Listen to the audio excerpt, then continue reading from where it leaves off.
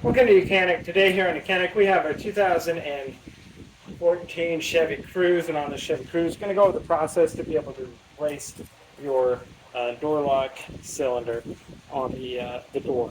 So say this is a worn out and the key won't function to open it anymore, or you lost the key and you got a new key to be able to get in here.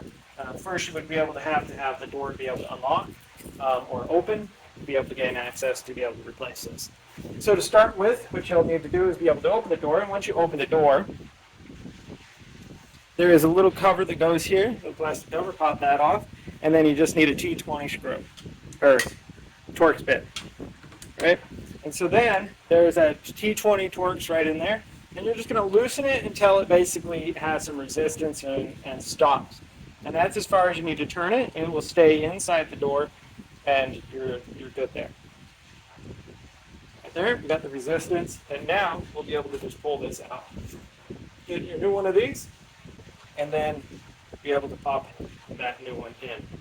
Okay, so you take that, you go back in, and then you would tighten this back up, and that would be how you would replace your door lock cylinder. That's very easy. You don't need to do any other removal of anything off the vehicle to be able to just replace the door lock cylinder if you need to do that.